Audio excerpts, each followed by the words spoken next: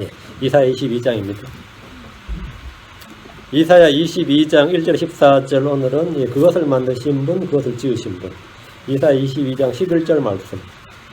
이사야 22장 11절 말씀 같이 읽겠습니다. 이사야 22장 11절 또 너희가 옛 연못에 물을 얻기 위하여 두 성벽 사이에 도랑을 만들었느니라. 그러나 너희가 그것을 만드신 분을 바라보지 않았고 오래전에 그것을 지으신 분에게 관심을 두지도 아니하였느니라. 그것을 만드신 분, 그것을 지으신 분. 이제 가장 사람이 타락하는 방법이 주님께 관심을 두지 않고 기억하지 않는 겁니다. 지금 11절이 바로 이스라엘의 문제점이라고 볼 수 있는데 그것을 만드신 분을 바라보지 아니하고 그것을 지으신 분에게 관심을 두지도 아니하였고 다 아주 심각한 문제죠. 약간 기도합시다. 위대하신 거룩한 주안에 감사합니다. 주님께서 이 시간도 주의 은혜를 허락해 주시고 또 주의 성령을 통해서 하는 말씀을 선포해 주시길 간구합니다. 저희 듣는 모든 분들이 마음의 말씀을 잘 받아서 간직하고 주께서 친히 철필로 이 바위 위에 쓰신 것처럼 주의 손가락으로 친히 저희 마음판에 이 말씀을 기록하여 주시길 간구하고 주의 성령으로 기록된 모든 말씀들이 생명의 신으로 불소의 신으로 누구나 다 알고 있는 바가 되도록 인도하시기를 원합니다. 아버지 하나님, 저희가 주님을 드러내는 또 주님을 증언할 수 있는 그런 삶을 살 수 있도록 도와주시기를 간구합니다. 아버지 하나님께서 이 시간에 또 은혜를 주셔서 하나님의 말씀이 권능 있게 은혜롭게 또 영감 있게 선포되도록 도와주시오. 감사하고 주셨습니다. 아멘. 네. 오늘 환상골짜기 부담입니다. 자, 22장 1절에 보면 환상골짜기 부담이 되어 있죠. 환상골짜기에 대한 엄정한 부담이라 이랬는데 오늘 환상골짜기가 어디를 말하는가 논쟁이 있습니다. 환상골짜기에 관한 말씀이다 이러니까 부담이라니까 환상골짜기가 어딘데 하면 어디냐 이럴 땐 그냥 앞뒤를 쭉 읽어보는 게 제일 좋습니다. 그리고 관련 구절을 찾아서 해결하면 됩니다. 본문 아래로 쭉 읽어 내려가면 9절 10절에 뭐가 나오죠? 9절에 다윗의 도시, 10절에 예루살렘의 집들 이 말이 나오죠. 근데 1절에 환상골짜기의 부담이란 말이 예루살렘에 관한 경고의 말씀이라는 사실을 알 수 있습니다. 예루살렘은 동쪽으로 들어온 골짜기가 있고 남쪽과 서쪽은 흰놈의 골짜기가 있습니다. 예루살렘은 북쪽만 지키면 됩니다. 북쪽에는 이 골짜기가 없으니까 예루살렘은 동서남쪽에 깊은 골짜기가 있고 산 위에 있는 도시로서 적들이 침략하기에 가장 어려운 요새 중에 요새로 통하는 도시입니다. 역사상 예루살렘은 지금까지 딱 3번 정복당했는데 3번 정복당한 적이 있는데 바빌론, 로마 그리고 성지 탈환 때 십자군 전쟁 때입니다. 바빌론 때 한번 탈환당하고 그 다음에 로마가 한번 탈환했고 그런데 이 예루살렘을 탈환한다는 게 얼마나 어려운지 몰라요. 당대 최강의 제국의 군대가 몇 년씩 애를 먹어서 이 예루살렘 도시 하나를 탈환할 수 있는데 그것이 이제 역사상 3번 있었고 그만큼 이게 요새란 말이죠. 요새인데 이거는 이 동서남이 사실은 이 골짜기 계곡의 골짜기니까 그 위에 성곽이 있으니까 뭐 어떻게 할 수가 없는 거죠. 대언자 이사야가 예루살렘에 대한 주의 경고를 환상골짜기로 한 것은 이곳에 적들이 쳐들어와서 군대가 가득한 환상을 보았기 때문입니다. 이사야 22장은 예루살렘의 멸망을 다루는데 아시리아 군대의 침입 때는 멸망 직전까지는 갔는데 망하지는 않았습니다.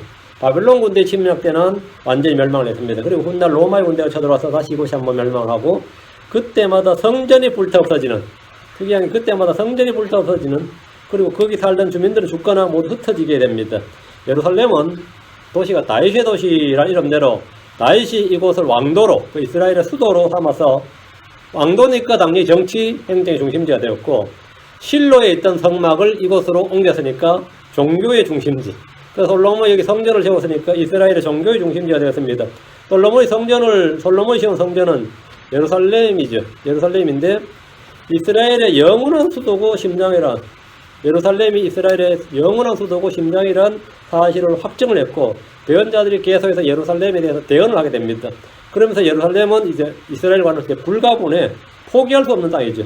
덕분에 지금도 이스라엘은 예루살렘을 수도로 삼고 이곳에 성전 건축을 시도하고 있습니다. 히스기야 왕은 이곳에 연못을 파고 집을 짓고 성벽을 튼튼하게 쌓아 올리고 물이 흐르도록 도랑을 팠습니다. 하지만 이들은 가장 중요한 한 가지 놓쳤는데 그것이 바로 11절 그러나 너희가 그것을 만드신 분을 바라보지 않았고 오래전에 그것을 지으신 분에 관심을 두지 아니하였느니라.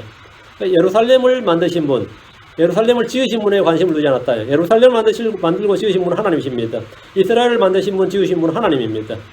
시편 149편 2절에 이스라엘은 자기를 만드신 분을 기뻐하며 시온의 자녀들은 자기들의 왕을 기뻐할지어다. 이사야 64장 8절에 그러나 오 주여 이제 주는 우리 아버지시니다. 우리는 진흙이요 주는 우리의 토기장이시오니 우리는 다 주의 손으로 지으신 것입니다. 이스라엘이 이사 읽지 않으면 망하지 않습니다. 크리스천들이 이사 읽지 않으면 그건 실족하지 않습니다. 주님이 나의 아버지시고 나의 왕이시고 나를 만드신 분이고 나의 토기장이십니다. 그럼에도 그들은 그걸 바라보지 않았고 관심을 두지도 않았습니다. 거의 대부분의 사람들은 자기를 만드신 분, 자기를 지으신 분에 대해 바라보지 않았고 관심을 두지 않습니다. 여러분 어떻습니까? 늘 나를 만드신 분에 의식이 있습니까? 나를 지으신 분이 누구시다? 의식이 있느냐 이 말. 주님은 나를 만드신 분이고 나를 지으신 분입니다. 욥기 31장 15절에 나를 태 속에 만드신 분이 그분도 만들지 아니하셨느냐. 한 분이 우리를 태 속에 짓지 아니하셨느냐. 나를 태 속에 만드신 분이 그도 만들지 아니하셨느냐. 한 분이 우리를 태 속에 짓지 아니하셨느냐. 그렇다고 우리를 만드신 분을 경배하고 우리는 그분께 절하는 겁니다. 시편 95편 6절에 오라 우리가 경배하고 절하며 우리를 만드신 분 곧 주 앞에 무릎 꿇자. 우리를 만드신 분 곧 주 앞에 무릎 꿇자. 정보혁명의 시대, 지금 지식본의 시대라고 하는 이 시대의 사람들은 이 지식을 가진 사람은 극히 적습니다. 별의별 걸 다 아는데 우리를 만드신 분이 누구신지 우리를 지으신 분이 누구신지 아는 이 진리의 지식을 가진 이는 극히 적습니다. 시편 136편으로 합니다. 시편 136편에는 나를 만드시고 지으신 분에 대해 집중적으로 다루는데 그 부분은 창조주 하나심, 뭐를 만드시고 뭐를 지으셨느냐. 시편 136편 5절에서 9절. 시편 136편 5절에서 9절. 지혜로 하늘들을 만드신 분에 감사하라. 그분의 긍휼은 영원하도다. 큰 광채를 만드신 분에 감사하라. 그분의 긍휼은 영원하도다. 낮을 다스릴 해를 만드신 분에 감사하라. 그분의 긍휼은 영원하도다. 밤을 다스릴 달과 별들을 만드신 분에 감사하라. 그분의 긍휼은 영원하도다. 주께서 하늘들, 광채들, 달과 별들을 만드신 분을 하리라 알면 우리는 그것들에 감사해야 하는 것이 아니라 그것들을 지으신 분에게 감사해야 됩니다. 그것들을 지으신 분에게. 우리 눈에 보이는 것과 보이지 않는 것들을 다 만드신 분은 주 하나님이십니다. 어떻게 그걸 압니까? 하나님이 그것을 지으셨다는 걸 어떻게 아냐고요? 증거 있어? 그럼 어떻게 하나요? 봤어? 그러잖아요. 열심히 복음 전하는데 봤어? 아니 네가 뭐 증거 있어? 그러면 뭐라 그래요? 우리 눈에 보이는 것과 보이지 않는 것들을 모두 만드시면 주 하나님이시다. 내가 증언해요. 그렇죠? 그럼 십자가에 죽으신 예수님은 주 하나님이시다. 증언한다고. 어떻게 알아? 네가 그걸 어떻게 알아? 그러면 뭐라 그럽니까? 어떻게 답해요? 성경으로? 예, 만들어진 것들을 통해 깨달아 알 수 있습니다. 로마서 1장 20절에는 만들어진 것들을 통해 분명히 깨달아 알 수 있다. 하나님의 영광과 권능과 신격은 만들어진 것들을 통해 분명히 깨달아 알 수 있다. 그 첫 번째 자연계시입니다. 또 한 가지는 믿음을 통해 알 수 있습니다. 빌립보 11장 3절에 믿음을 통해 우리는 세상들이 하나님의 말씀으로 지어진 줄을 깨닫나니 믿음으로 우리는 뭐를 깨닫나니 그런 즉 보이는 것들은 나타나 보이는 것들로 만들어지지 아니하였느니라. 그 예수 믿는데 깨닫지 못하다가 말이 안 돼. 예수 믿으면 깨닫습니다. 예수 믿으면 깨달아요. 주님께서 깨닫는 마음, 깨닫는 영을 주시기 때문입니다. 깨닫는 마음, 깨닫는 영을 주셔요.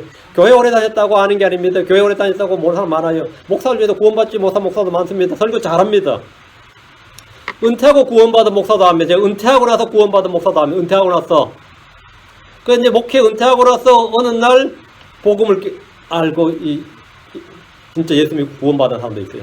은퇴하고 나서. 그 이 생명의 말씀을 죽은 자가 전하는 거예요. 죽은 자의 입을 통해서 생명의 말씀이 선포되는 거 정말 황당하죠. 근데 교회 오래 다녔다, 장로를 오래 했다, 뭐 교회 행정 오래 했다, 그렇다 구원받은 거 아닙니다. 구원받는다는 것, 우리가 어떻게 구원받은 걸 알고 예수가 누구인지 어떻게 하냐면 믿음을 통해입니다. 믿음을 통해. 이스라엘을 지으신 분에 대해 알면 아무도 반이스라엘 정책이나 반유대 정책을 지지할 수 없습니다. 사람을 지으신 분이 누구인지 알면 사람을 무시하거나 멸시할 수 없습니다. 사람을 지으신 분을 알면 그 사람을 멸시하는 것은 그 사람을 지으신 분을 멸시하는 겁니다. 그렇죠? 우리가 사람을 예물로 취할 수 없고 사람을 무시하거나 멸시할 수 없는 이유입니다. 인권을 존중한다는 건 뭐냐면 사람을 지으신 분을 존중하고 두려워한다는 겁니다. 잠언 14장 31절에 가난한 사람을 학대하는 자는 그를 만드신 분을 모욕하되 그분을 공경하는 자는 가난한 사람에게 긍휼을 베푸느니라. 왜 긍휼을 베풀어요? 그분을 공경하는 자는. 가난한 사람을 학대하는 자는 그를 만드신 분을, 가난한 자를 누가 만들었다는 겁니까? 그를 만드신 분을, 하나님께서 그를 만들었다 이거예요. 그를. 사람을 외모로 취하는 사람은 사람을 모욕하기 전에 하나님을 모욕하는 겁니다. 사람을 만들고 지으신 분을 아는 사람은 가난한 사람의 긍휼을 베풉니다. 잠언 17장 5절. 잠언 17장 5절. 누구든지 가난한 자를 조롱하는 자는 그를 만드신 분을 모욕하나니 재앙들을 즐거워하는 자는 벌을 면하지 못하리라.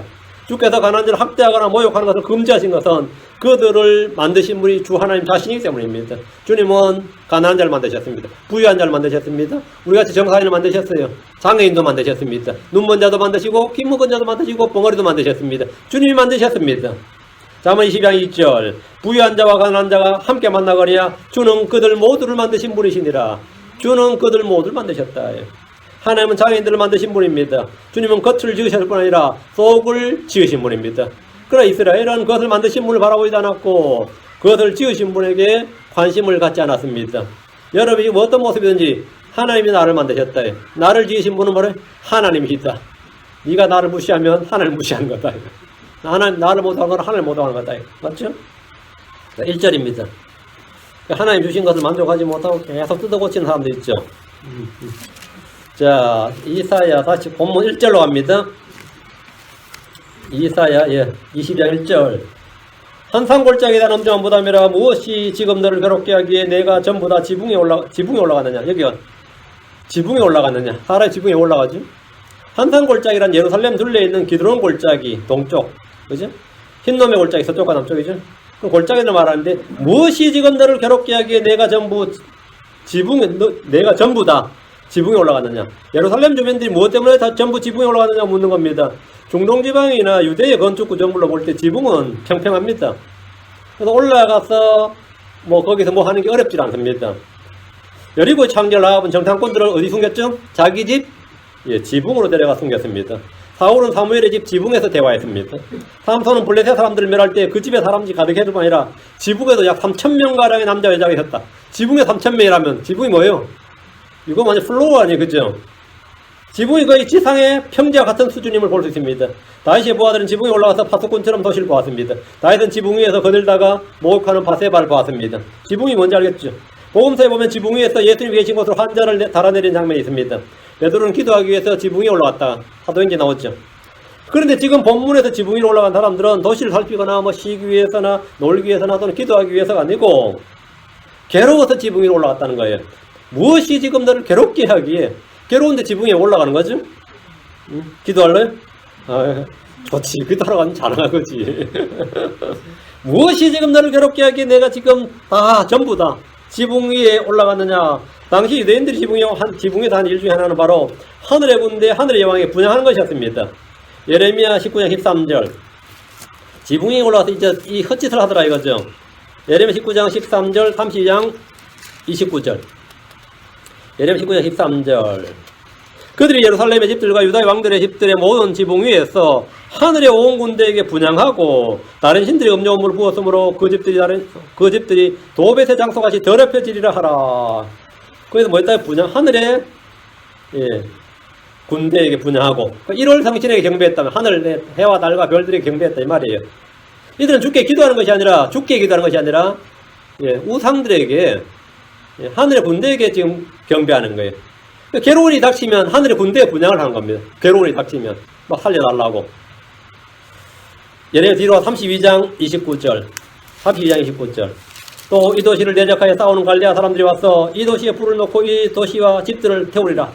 완전 긴급 상황이죠. 이런 위기 상황이 없습니다. 저들이 그 집들의 지붕 위에서 바알에게 향을 드리고 다른 신들에게 음료물을 부어 내 분노를 일으켰느니라. 왜 바빌론 군대가 유대의 집들을 다 불태워버리고 다 무너뜨렸느냐면 그 집들이 그들의 우상숭배 장소였다 이거죠. 왜 그들 지붕 위에서 뭐하고요? 분야하고 경배했기 때문에 바빌론 군대가 와서 다 주님께서 불을 다 질러버린 거예요. 다. 주님의 우상숭배 장소를 다 멸해버린 거란 말이죠. 왜 주님께서 그들의 성전을 멸하셔서 그 잘 지어진 성전을 왜 멸하냐? 성전에서 그들이 우상을 숭배했어요. 하나님 성전에서 자기 집에서 우상 숭배하고 자기 성전에서 태양신 숭배한 거예요.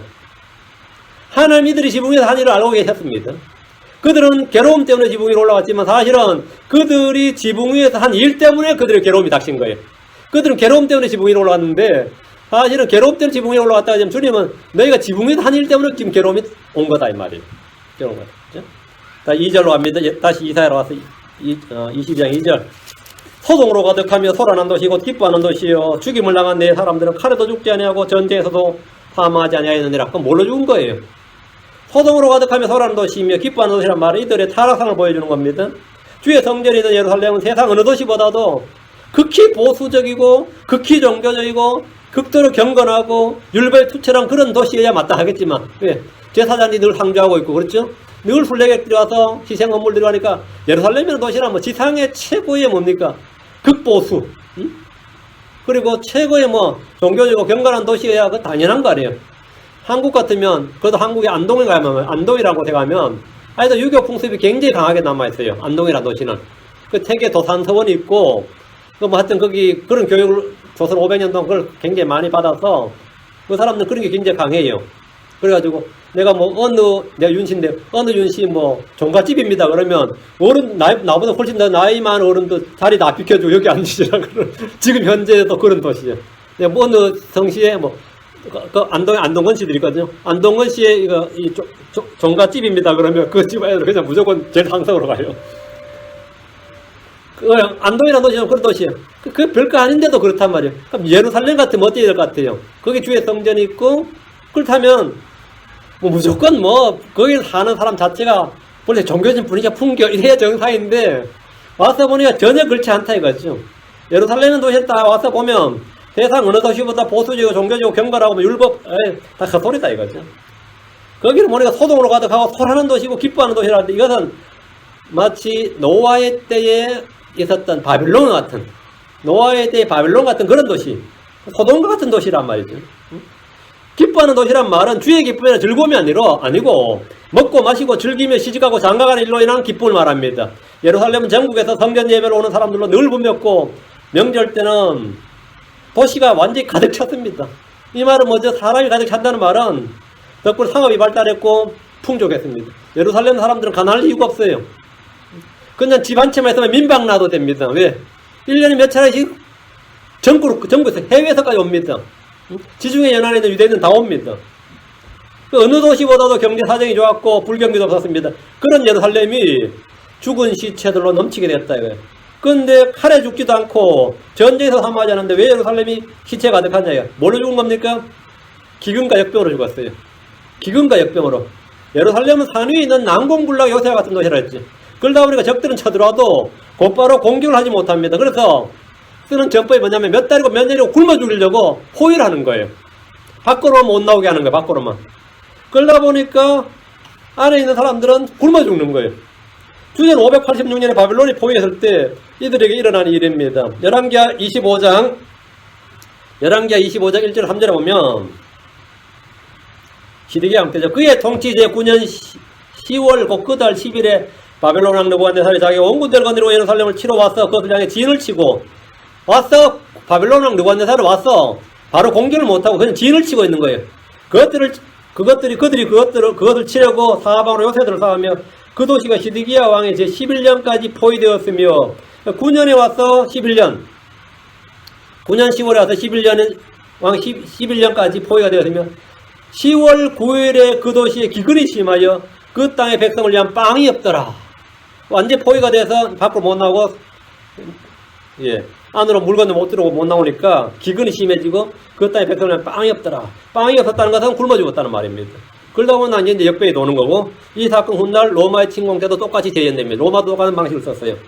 3절 내 모든 치리자들도 다 같이 도망하였다고 활 쏘는 자들에게 결박을 당하였고 내 안에서 발견된 모든 자들 곧 먼 곳에서 도망한 자들이 다 같이 결박을 당했느니라. 예루살렘의 치리자들은 도시가 함락될 때 밤에 성을 몰래 빠져나가 도망을 쳤습니다. 왕도 도망을 쳤지만 곧바로 잡혔어요. 여리고 평야에 잡혔는데 열왕기하 25장 4절 5절 열왕기하 25장 써보시고 그 도시가 함락되매 예루살렘 함락되매 모든 군사가 밤에 두 성벽 사이에 있던 성문길 곧 왕의 동산 옆에 있는 길을 따라 도망하였고 이제 갈대아 사람들이 사방에서 그 도시를 쳤으므로 왕이 평야를 향한 길로 가니라. 갈대아 사람들의 군대가 왕을 쫓아 여리고 평야에서 그를 따라잡으며 그의 온 군대가 그를 따라 흩어지니라. 왕이 이제 잡힌 거죠. 도시가 함락될 때 군사들도 도망을 하고 왕도 도망을 갔어요. 그러다가 잡혔단 말이죠. 시드기야 왕은 잡혀서 눈이 뽑힌 채 결박돼서 바빌론으로 이송돼서 끌려갔어요. 예언적으로 보면 훗날 산으로 광야로 도망가는 유대인들에 해당되는 말씀입니다. 주님은 그때에 유대에 있는 자들은 산으로 도망가라 그랬죠. 누가복음 21장 21절에 그때 유대에 있는 자들은 산들로 도망가고 거대 한가운데 있는 자들은 밖으로 떠나가며 시골에 있는 자들은 그리로 들어가지 말지어다. 그 예루살렘으로 들어간 것은 예루살렘 성전이 있으니까 설마 무너지겠느냐. 주님이 예루살렘 보존하지 않겠느냐고 들어가면 큰일 나요. 무조건 도망가야 되고. 유대에 있는 자는 유대 밖으로 도망가는 게 제일 좋아요. 일단 밖으로 도망가라 이거. 시골에 있는 자들은 그래도 도시로 들어가지 말라고요. 산들로 도망가고 밖으로 도망가고 다 해야 되는 거지. 머뭇거리나 뒤를 돌아보나 옷을 가지고 집으로 들어가지 말고 무조건 빨리 도망가야 됩니다. 긴급합니다.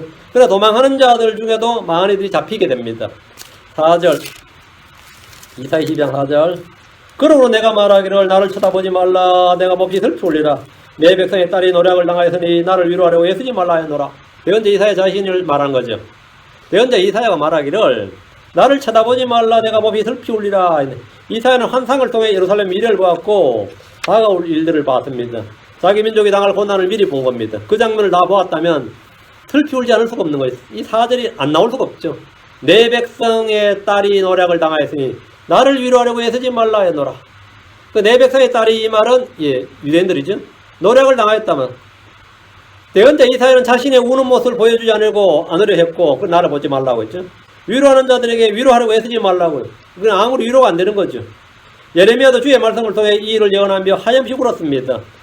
이로와서 예레미야 애가 2장 1절 예레미야 애가 2장 1절 내 눈이 눈물로 해약해지며 내 애가 타고 내 간이 땅에 쏟아졌으니 이는 내 백성의 딸이 멸망하여 아이들과 젖먹이들이 도시의 거리들에서 기절하기 때문이로다. 그 예레미야도 이 장면을 봤기 때문에 눈물로 해약해지고 애가 타고 간이 땅에 쏟아졌다. 이것이 당시 예레미야 당대에 일어날 일이었고 훗날 주의 날에 다시 일어날 일입니다. 이로써 예레미야가 3장 48절 49절 내 백성의 딸의 파멸로 인하여 내 눈에서 눈물이 물 있는 강같이 흐르는도다. 내 눈에서 눈물이 줄줄 흘러 그치지 아니하고 쉬지도 아니하되. 그러니까 미리 앞에 일을 본 것이 바로 좋은 일 보면 기쁘겠죠. 좋은 일 보면. 그러나 이런 자기네 동족 백성의 딸이 파멸로 인해 멸망하는 거 아니면 주의 날을 보는 거 이것은 진짜 눈물이 쉼이 없이 흐를 수밖에 없는 겁니다. 에스겔은 주의 말씀을 선포하며 많은 눈물을 흘렸는데 선포한 말씀들이 그대로 실제로 일어날 일들이기 때문입니다. 대부분의 크리스천들은 지옥을 전하면서 아무런 눈물이 없습니다. 지옥을 전하는데 그게 별로 실제로 내 마음속에서 와닿질 않는단 말이죠. 마음속 깊이 실체로 와닿지 않기 때문에 지옥을 전하면서 별로 와닿지 않는데 지옥의 실체를 내가 깊이 알면 알수록 예레미야나 에스겔이나 아니면 이 대언자 이사야 못지않는 그런 이상한 게 있죠. 마음속 깊이 실체로 와닿으면 5절 그것은 주 만군의 하나님께서 한산골짜기에서 고난과 짓밟음과 혼란이 임하게 하시는 날이요 성벽이 무너져 내리는 날이며 산을 향해 부르짖는 날이다. 여러분 이디저 데이에는 이 날이 어떤 날이냐 이거죠. 바빌론에게 예루살렘이 함락되는 날입니다. 동시에 이것은 주의 날에 관한 예언의 말씀입니다. 고난과 짓밟음과 혼란이 임하게 하시는 날이란 말은 야곱에 오는 큰 환란에 있을 일입니다. 바빌론의 침공은 주의 날에 있을 일의 모형입니다. 구약의 대언자들이 선포한 핵심이 주의 날이고 대언자 이사야도 일찍이 주의 날에 관해서 많이 말했습니다. 앞으로 와서 이사야 13장을 합니다. 13장 6절에서 9절에 잘 나오죠. 이사야 자신이 주의 날에 대해서 말했습니다. 너희를 울부짖으라 주의 날이 가까우니라. 그 날이 전능자에서 나온 파멸같이 이르리니 그런즉 모든 손이 힘을 잃고 모든 사람의 마음이 녹으리라. 그들이 무서워하고 산통과 고통에 사로잡혀 해산한 여자같이 아픔을 느끼며 서로를 보고 놀라며 그들의 얼굴은 불꽃같이 되려오다. 보라 주의 날고 진노와 맹렬한 분노로 인한 잔혹한 날이 이르러 그 땅을 황폐하게 하며 그분께서 그 땅의 죄인들을 그곳에서 끄집어내어 멸하시리라. 그럼 한산골짜기의 한상을 통해서 그 날에 있을 일, 그 날에 대해서 더 생생하게 본 겁니다. 주의 날은 한산골짜기의 고난과 짓밟힘과 혼란이 임하게 하시고 성벽이 무너져 내린 날, 산을 향해 부르짖는 날입니다. 산을 향해 부르짖는 날은 말은 계시록 6장 15, 16절이에요. 계시록 6장 15, 16절에 땅의 왕들과 위대한 자들과 부자들과 총대장들과 용사들과 모든 남자 노예와 모든 자유로운 남자가 동굴과 산들의 바위들 속에서 묻고 산들과 바위들에게 이르되 우리에 떨어져 왕자에 앉으신 분의 얼굴에서 어린 양의 신의 얼굴을 숨기라 하되 산을 향해 부르짖는 날, 이 말이 품고 있는 의미는 이겁니다. 너무나 끔찍하죠. 평소에 경건한 유대인들은 시편 121편 1절 2절에 따라서 산들 향해 눈을 들고 기도했습니다. 산들 향해 눈을 들고 기도했다는 말은 그 시편 121편에 나오죠. 내가 산들을 향하여 눈을 돌리니 나의 도움이 거기서 오는도다. 나의 도움이 하늘과 땅을 만드신 주로부터 오는도다.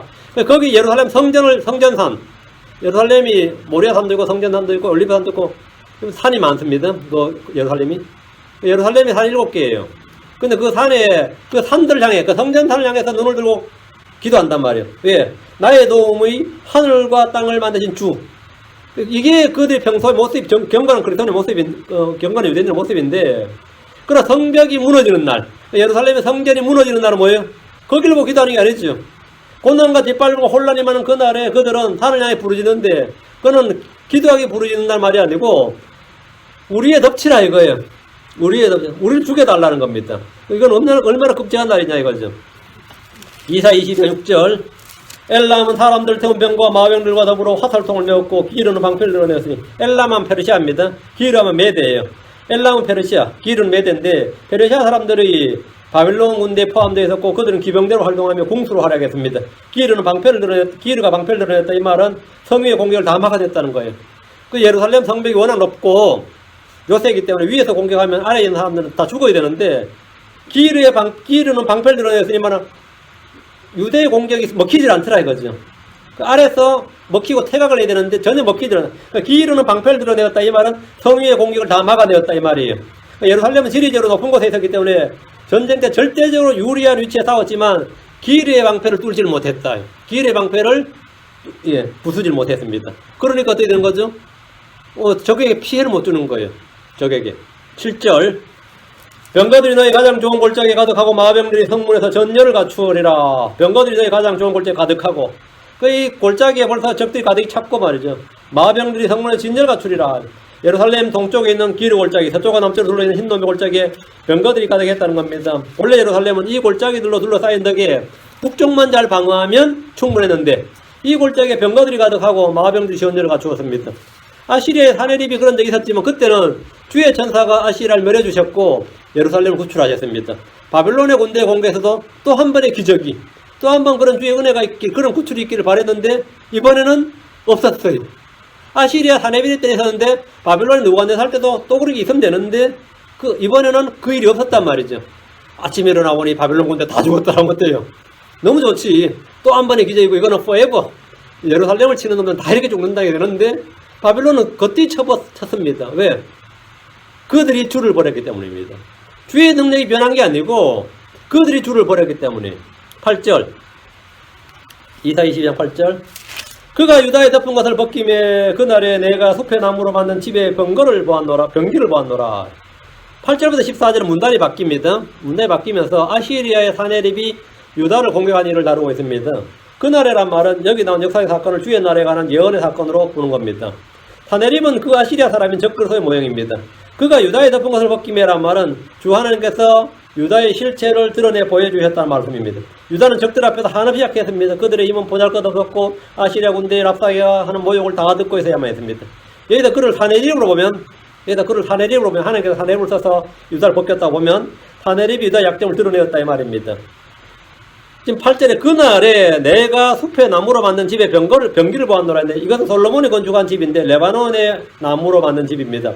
솔로몬 아가 4장 4절에 내 목은 병기를 두려고 건축한 다윗의 망대고 1000개의 작은 방패들과 용사들의 모든 큰 방패들을 걸어둔 망대 갖고 있는데 이 병기고에 솔로몬이 작은 방패 1000개 그리고 모든 큰 방패들 여기에 뒀다는 거죠. 솔로몬이 병기고에 있던 무기들입니다. 병기를 보았노라 했는데 9절, 또 너희가 다윗의 도시에 무너진 것이 많음도 보고 아래 연못에 물도 함께 모으며, 평소에는 보이지 않던 것들이 위기의 상황이 닥치면 보이기 시작합니다. 평소에는 도시가 깨끗해 보이고 좋아 보이는데 전쟁이 나보면 아니면 재난이 나보면 어때요? 이 시스템이 괴판이구나, 엉망이구나 이런 걸 알 수 있죠. 다윗의 도시 예루살렘은 사네립의 침공으로 이래 속살이 다 드러나 버렸습니다. 곳곳이 무너져 있었던 겁니다. 평소 전쟁을 대비해서 무너진 곳이 없도록 하고 모두 고쳐두지 않았던 겁니다. 홍수나 산불이나 태풍이나 지진이나 토네이도나 이런 게 자연재해가 일어나 보면 그 나라의 역량이 다 드러납니다. 그 나라의 상태, 정치 상태나 시스템이 다 드러나요. 그 나라의 국민의식이나 수준도 다 드러납니다. 전쟁이 일어나 보면 그 나라의 실체가 다 드러납니다. 그동안 얼마나 군대가 튼튼하다고 그랬는데 개판이었는지, 우리가 만든 탱크나 전차나 아니면 비행기나 이런 게 고물이야. 다 삥땅 쳐먹은 거예요. 근데 그건 평소에는 모르죠. 일이 딱 터져보면 이게 다 드러나는 거예요. 다 드러나는 거예요.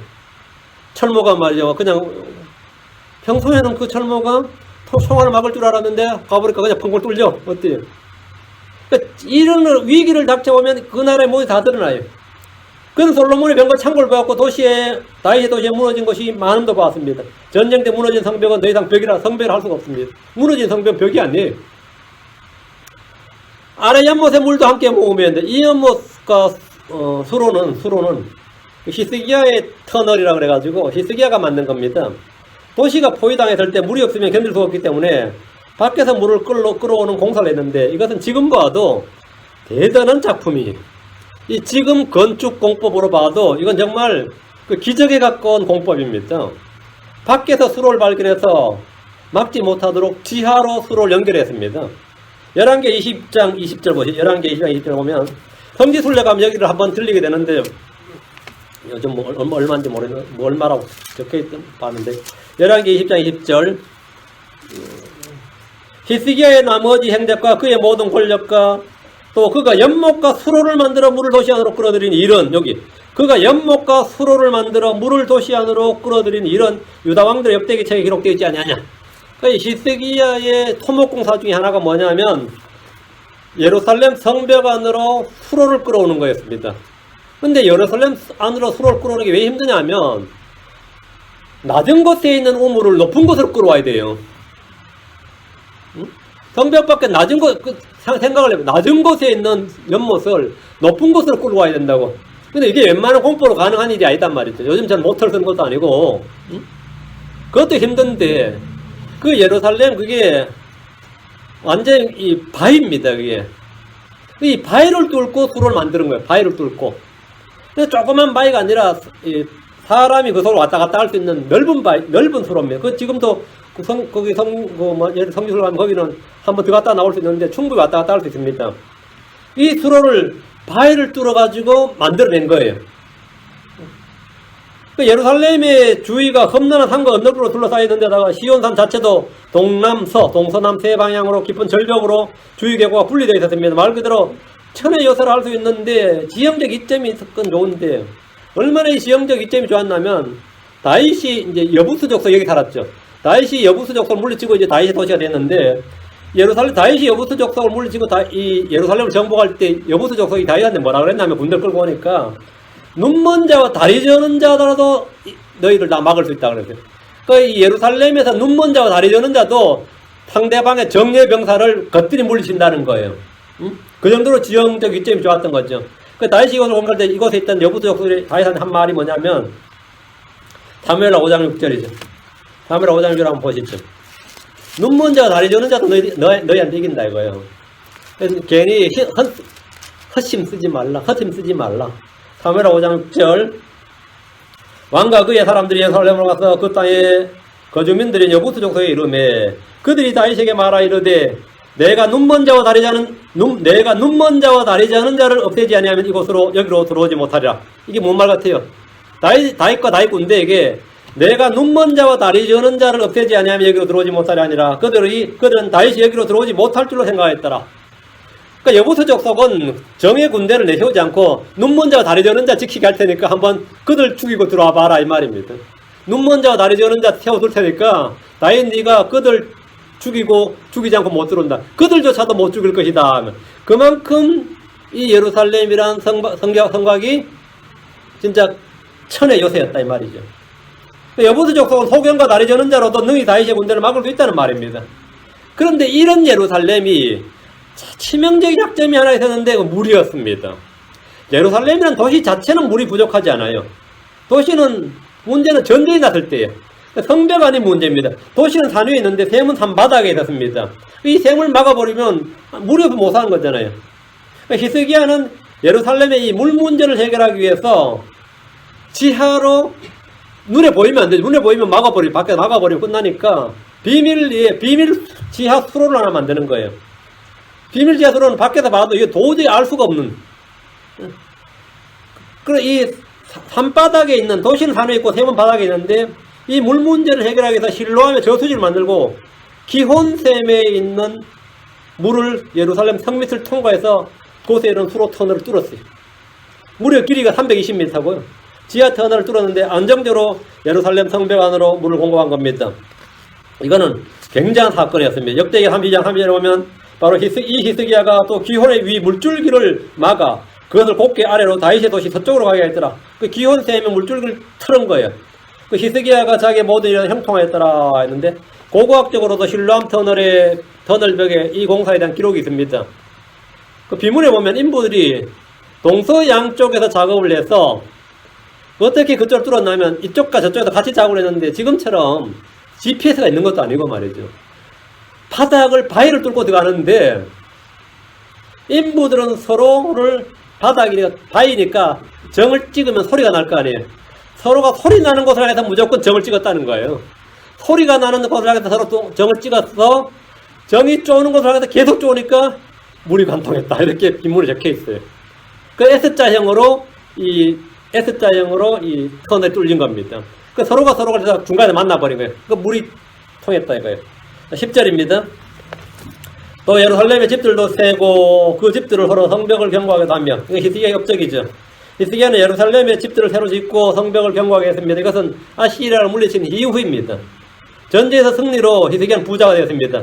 당시 유다는 왕조가 망하기 전에 마지막으로 히스기야가 마지막 부흥기였어요. 히스기야 이때가 얼마나 이제 부흥기였냐면 역대기야 32장 27절 29절에 보면 히스기야가 심히 많은 재물과 명예를 소유하였으므로 자기를 위해 은과 보석과 향료와 방패 온갖 종류의 아름다운 보물을 둘 보고들 만들었고 또 곡식과 포도주가 기름에 불어난 소출을 둘 저장 창고를 만들었으며 온갖 종류의 짐승을 둘 외양간들을 만들고 양떼를 둘 양우리들을 만들었더라. 또 그가 자기를 위해 도시들을 예비하고 많은 양떼와 소떼를 소유하였더라. 하나님께서 그에게 재물을 심히 많이 주었더라. 그 아시리아 군대를 물리치면서 얻은 전리품이죠. 이때 히스기야의 마음이 교만해졌습니다. 이때 히스기야의 마음이 교만해졌어요. 10절은 잘한 일이에요. 어쨌든 간에 11절 또 너희가 옛 연못에 물을 얻기 위하여 두 성벽 사이에 도랑을 만들었는 이게 바로 터널입니다. 이게 히스기야의 터널이에요. 그러나 너희가 그것을 만드신 분을 바라보지 아니하였고 오래전에 그것을 지으신 분에게 관심을 두지 아니하였느니라. 그러니까 옛 연못이란 말은 기혼샘을 말하고요. 너희가 옛 연못에 물을 얻기 위하여 두 성벽 사이에 도랑을 만들었느니라 했는데 여기서 말씀드린 대로 히스기야의 최대의 치적이었어요. 물을 얻기 위해서 두 성벽 사이에 도랑을 만들므로써 이후로 예루살렘은 어떤 적들이 쳐들어와도 물 문제가 없었습니다. 우리들이 수로를 뚫은 일에 대해서 별 감각이 없을지 몰라도 히스기야의 수로는 고대 토목공사로는 엄청난 사건이었습니다. 위에 있는 물을 아래로 끌어내리는 것이 아니라 아래에 있는 물을 위로 끌어올리는 겁니다. 시온 3일 때 아주 견고한 바위들 사이로 1748피트, 530m 되는 긴 터널을 뚫은 겁니다. 터널의 넓이는 평균 3피트 1m였고 높이는 5피트입니다. 저 같은 사람이 약간 숙이면 아무데나 들어갈 수 있는 거죠. 흐르는 물의 깊이는 4피트 1.2m, 그게 완전 도랑이죠. 수로라 수로. 터널을 한 사람이 횃불 들고 충분히 통과할 정도의 크기로 약 2700년이 지난 지금도 아무 문제 없이 기원에서 실로암까지 물이 흐르고 지금도 물이 흐르고 있습니다. 그 기술이 굉장히 정교했던 거죠. 지금 11절에 보면 그러나 너희가 그것을 만드신 분을 바라보지 아니하였고 오래전에 그것을 지으신 분에 관심을 두지 아니하였느니라. 유다는 이제 도시의 물 문제를 완벽히 해결했습니다. 재산도 충분히 늘렸어요. 민족들을 멸하던 당대 제국 아시리아를 물리쳤습니다. 이 모든 일을 하신 분은 주님이십니다. 그들은 그것을 만드신 분을 바라보지 않았고 그것을 지으신 분에게 관심을 두지 않았습니다. 왜 그러냐 이거죠. 왜 그러냐. 배가 불렀다 이거죠. 호시아 13장 6절에 그들이 자기들의 초장이 내는 대로 배가 불렀고 배가 부르며 그들의 마음이 높아져서 그런 까닭에 그들이 나를 잊었느니라. 왜 주님을 잊었느냐. 그런 까닭에 그들이 나를 잊었느니라. 그런 까닭이 뭐예요? 배가 부르며 배만 부르면 괜찮은데 마음이 높아졌어. 배가 부른 거하고 마음이 높아지는 게 비례관계가 있어. 그죠? 배가 부르면 마음이 높아진다. 배가 부르면 마음이 높아졌어. 그런 까닭에 그들이 나를 잊었느니라. 북왕국 사마리아가 그러했듯이 유다 역시 그러했습니다. 그들은 광야 여행 때부터 그러했습니다. 신명기 32장 18절에 너를 낳은 반석을 내가 마음에 두지 아니하고 너를 지은 하나님을 내가 잊었도다. 역사를 돌아보면 이스라엘은 언제나 주님과 그분이 행하신 일, 그분의 말씀을 잊었습니다. 잊었다. 시편 78편 11절에 그분께서 행하신 일들과 그들에게 보이신 이적들을 잊었도다. 시편 106편 21절에도 그들이 이집트에서 큰 일들을 행하신 하나님 곧 자기들의 구원자를 잊었나니 이들은 잊었다. 관심을 두지 않았다. 유다의 가장 큰 문제는 주를 바라보지 않고 주께 관심을 두지 않는 겁니다. 이게 유다의 가장 큰 문제였습니다. 오늘 유럽의 크리스천들은 문에만 기독교입니다. 미국의 크리스천들 역시 말로만 크리스천입니다. 이스라엘 역시 그랬습니다. 예레미야 2장 32절에 처녀가 자기 폐물을 깼으며 신부가 자기 의복을 깼느냐 그러나 내 백성은 셀 수 없는 날 동안 나를 잊었도다. 셀 수 없는 날 동안, 그러니까 주님을 기억한 날이 적은 거예요. 셀 수 없는 날 동안 나를 잊었도다. 그들은 돈을 버는 대신에 주를 잊었던 겁니다. 돈은 벌었어요. 주를 잊었습니다. 에스겔서 22장 12절에도 내 안에서 그들이 피를 흘리려고 뇌물을 받으며 너는 이자와 이득을 취하고 욕심을 내서 내 이웃을 강탈하여 재물을 얻고 나를 잊었도다. 재물을 얻었고 나를 잊었도다. 참 둘 다 되면 좋은데 그죠? 재물도 얻고 주님 신앙도 좀 좋은데 재물을 얻었고 나를 잊었다. 배가 부르며 뭐 나를 잊었다. 아 이게 참 문제죠. 그렇다고 뭐 맨날 배고프게 살 수 없잖아 그죠? 그거는 뭐 주님 앞에 늘 기도하는 문제지. 주 하나님이 말하노라. 막 이 고난에 처하고 그런 시대에 살면 우리가 뭐 신앙이 뭐 저절로 연단이 돼가지고 뭐 그런 뭐 아마 깨어있자고 정신 차리자 이렇게 설교할 것 없어요. 저절로 바뀌고 있으니까. 지금 유럽이나 이런 나라들은 유럽이나 한국이나 미국은 다 마찬가지입니다. 신앙생활하기가 너무 힘들어요. 예, 너무 배가 부르는 거예요. 물론 뭐 크리스천들도 가난한 데 많이 있지만 이 문화 자체가 그렇단 말이죠. 자본주의 문화니까. 예전에 이제 중국의 지하교회가 많다 그래서 미국의 교회가 중국의 지하교회에서 믿음 좋은 성도들 몇 명을 미국으로 초청을 했어요. 관광으로 초청을 해가지고 관정도 좀 시킬 겸 우리가 좀 깨어나야 되는데 야 우리가 힘든 줄 알 때 정말 이 교회가 힘들겠습니다. 그래요 그 사람들이 이런 데서 어떻게 신앙 이렇게 잘 먹고 잘 사는데 어떻게 신앙생활 하냐 이거예요. 자기들은 완전히 헐보고 줄이니까 하르지. 그러니까 지금 그 사람들이 오히려 그 중국 신자들이 오히려 도전을 받고 갔다는 거예요. 이런 데서도 교회로 오는구나. 이렇게 잘 먹고 잘 사는데 왜 교회에 오냐 이거. 배부르다는 건 잘 먹고 잘 산다는 것이 신앙과는 뭐예요? 참 이 울줄과 저게 아이러니하죠. 여러분이 부자가 되는 게 죄는 아니에요. 그런데 아브라함은 부자가 돼도 문제 없었습니다. 롯은 부자가 됐을 때 문제가 됐어요. 아브라함은 문제 없었어요. 욥은 아무리 부자가 돼도 문제 없었어요. 그러나 어떤 사람은 문제가 됐죠. 여러분이 그런 사람이 되면 됩니다. 그러려면 그런 사람이 되면 돼요. 근데 좀 드물죠. 좀 드물지. 자, 그 주님께서 여러분 걸 잠시 이제 그냥 써서 펜 내주신 거예요. 유보를 해주시면 그러니 그 다 나중에 하늘에서 다 주실 겁니다. 이 땅에서 하나님 안 주시는 것들은 안 줘서 안 주는 게 아니고 그냥 니한테 지금 별로 필요치 않다, 별 도움이 안 된다 해서 뺏어 드는 거예요. 우리 집 사람들 애들한테 뭘 주고 나서는 잘 뺏어 놓거든요. 그러면 걔들한테 안 좋다 이거죠. 그렇죠? 뭐 밤에 폰 못 쓰도록 일찍에 놔둬라 이렇게 컨트랙 맺고 그것도 전부 다 그 애들 위한 겁니다. 하나님께서 우리에게 하신 것도 비슷한 겁니다. 우리가 욥과 같고 아브라함 같다면 문제 안 돼요. 욥과 같이 아브라함 같다면 문제 내가 그런 사람이 되면 뒷부분은 문제 안 되는데 보통 이스라엘은 배불렀을 때 그렇게 안 됐다 이거죠. 재물이 늘었고 뭐라고요? 나를 잊었도다. 재물이 늘었고 나를 잊었도다. 재물 얻었고 재물 안 얻고 주는 걸 찾는 게 낫죠. 둘 다 되려면 아브라함이나 롯같이 아브라함이나 욥처럼 되어야 된다 이거죠. 12절입니다. 20년 12절. 그날에 주 만군의 하나님께서 슬피 울며 애곡하고 머리털을 밀며 굵은 배를 두르라고 외치셨거늘 그날에 주님이 슬피 울며 머리털을 밀고 굵은 배를 두르라요. 그날이라면 어떤 날인지 여러분 충분히 알 겁니다. 주의 날입니다. 바빌론에게 멸망하는 날, 로마에게 멸망하는 날이 전부가 아닙니다. 그것은 주의 날에 비하면 적은 일입니다. 주 하나님은 대언자를 통해서 그날, 즉 주의 날을 말씀하셨고 슬피 울며 애곡하고 머리털을 밀며 굵은 배를 두라고 하셨습니다. 그날은 슬픔의 날이고 고통의 날이고 빛이 없는 어둠이기 때문입니다.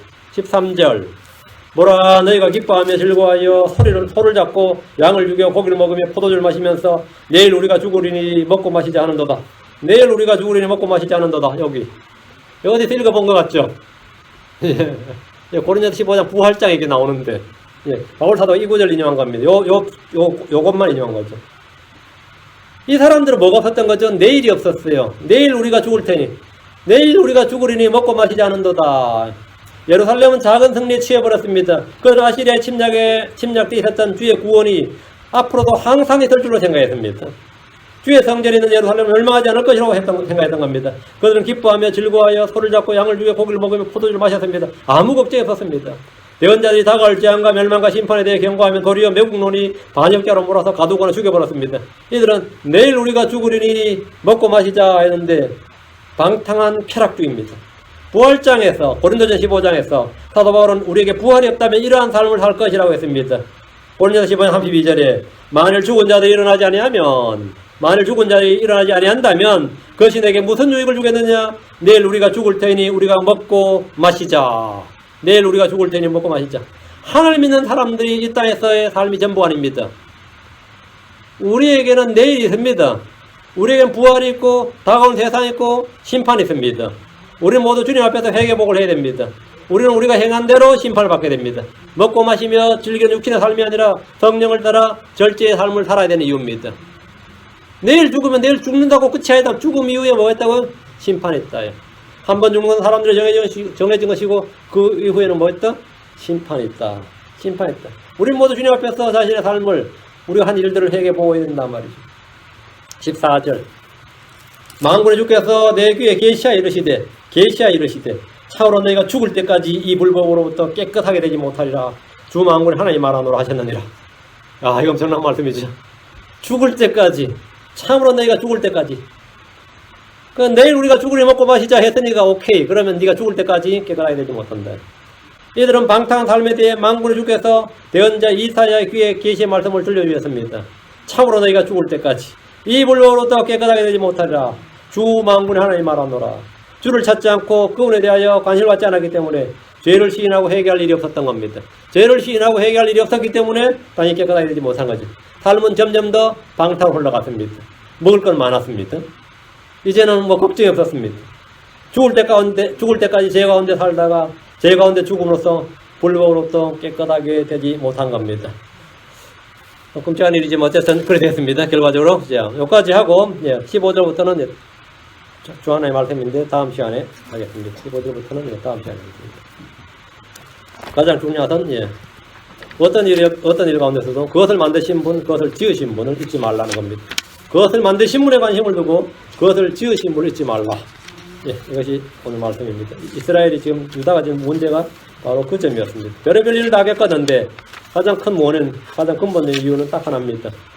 그것을 만드신 분, 그것을 지으신 분. 나를 지으신 분, 나를 만드신 분. 우리를 지으신 분, 우리를 만드신 분 잊지 말라. 기도합시다. 위대하고 거룩한 주안에 감사합니다. 하나님께서 오늘 온전한 주의 말씀 허락해 주셨는데 전파한 모든 말씀들이 성도의 마음 가운데 잘 결합되도록 해주시고 믿음이 넘치도록 하시기 원합니다. 죄를 단련시켜 주시고 또 후호 강한 믿음, 또 정금 같은 그런 믿음들을 다 소유하게 하시고 또 이 세상을 이기는 믿음을 갖도록 해주시기를 간구합니다. 승리하는 또 살아있는 믿음, 또 저희가 주님을 기쁘시게 하는 그런 믿음을 소유하도록 믿음의 증거들 다 얻도록 인도해 주시고 마음이 흔들리는 분들이 있다면 주님께서 도와주셔서 하나님의 말씀을 속에 허락해 주시고 분명 깨달음과 조명을 주셔서 밝히 보고 밝히 알고 밝히 깨닫고 흔들리지 않는 확고한 믿음을 소유하도록 도와주시기 간구합니다. 저희 자신의 믿음이 아니라 우리 주 예수 그리스도의 믿음, 하나님의 말씀에서 난 믿음, 성령의 선물로 주어진 그 믿음, 성령의 열매로서 주어진 그 믿음을 소유하게 해주시옵소서. 감사드리고 주셨습니다. 아멘.